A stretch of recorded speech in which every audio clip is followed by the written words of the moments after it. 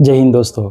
आजकल 2nm chips की बहुत बात हो रही है, लेकिन सबसे बड़ा सवाल ये आता है कि आखिर 2nm चिप्स इतनी महंगी क्यों है और 2nm एंड 3nm टेक्नोलॉजी में एक्चुअली क्या डिफरेंस है, हम लोग इस वीडियो में थोड़ा डिटेल में समझते हैं। तो सबसे पहले कॉस्ट के बारे में बात करते हैं। तो देखिए 2nm चिप्स बनाने का जो खर्चा है वो 3nm के मुकाबले 50% से ज़्यादा है और इसके 3 मेन कारण हैं। उसमें सबसे पहला कारण है कि कॉम्प्लेक्सिटी। सो इमेजिन कीजिए कि अपने सर का एक बाल अगर हम उसके 50,000 टुकड़े कर देंगे तो जो एक टुकड़ा होगा उतना छोटा होता है एक ट्रांजिस्टर, और इतनी छोटी चीज बनाना ही सबसे बड़ा चैलेंज है और उसका खर्चा भी बहुत आता है। सेकेंड रीजन है यील्ड रेट। तो जब कोई नई टेक्नोलॉजी आती है तो शुरू में चिप्स खराब बनते हैं, मतलब वेस्टेज बहुत ज्यादा होता है और कंपनीज इस लॉस को चिपसेट की प्राइस बढ़ा के आपसे वसूल करती है। तीसरा कारण है मशीन। तो इसको बनाने के लिए EUV एक्सट्रीम अल्ट्रावायलेट मशीन लगती है और एक मशीन की कॉस्ट बिलियंस ऑफ डॉलर्स में होती है। इसीलिए 2nm की एक वेपर का प्राइस $30,000 तक जा सकता है। अगर करंट टेक्नोलॉजी की बात करें तो अभी हम 3nm चिप्स यूज कर रहे हैं, जैसे एप्पल की A19 Pro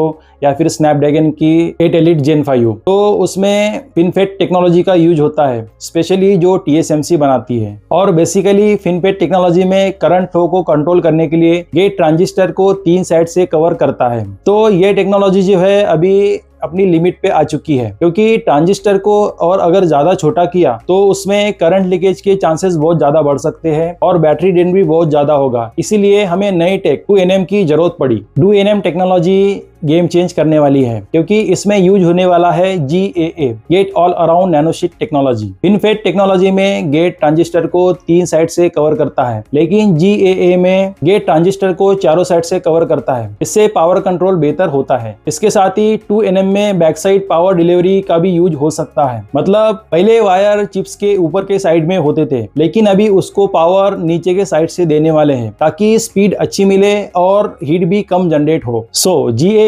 ट्रांजिस्टर चिपसेट दुनिया की नेक्स्ट जनरेशन टेक्निक होने वाली है और ये पुराने FinFET टेक्नोलॉजी की जगह ले रही है। तो चलिए GAA टेक्नोलॉजी के 4 सबसे बड़े बेनिफिट्स के बारे में बात करते हैं। इसमें सबसे बड़ा बेनिफिट है performance. GAA transistor FinFET technology के मुकाबले 10 से 15% तक ज्यादा परफॉर्मेंस देता है। सेकंड बेनिफिट है लो पावर कंजम्पशन। तो ये टेक्निक पावर कंजम्पशन को 25 से 30% तक कम करती है, जिससे मोबाइल की बैटरी लाइफ बढ़ती है। थर्ड बेनिफिट है लो लीकेज। तो GAA में गेट की चारों तरफ से कवरिंग करंट लीकेज को रोकती है, जिससे चिपसेट जो है वो ज्यादा गर्म नहीं होता है। फोर्थ और सबसे बड़ा बेनिफिट है फ्लेक्सिबिलिटी। चिप मैन्युफैक्चरर अपनी जरूरत के हिसाब से नैनोशीट की विड्थ को चेंज कर सकते हैं, जिससे high performance and low power consumption के लिए चिप को कस्टमाइज करना आसान हो जाता है। अगर हम फ्यूचर एडॉप्शन की बात करें तो 2026 में TSMC ने अपने 2nm नोड का प्रोडक्शन बड़े पैमाने पे स्टार्ट कर दिया है और जिसमें GAA टेक्नोलॉजी का यूज किया गया है।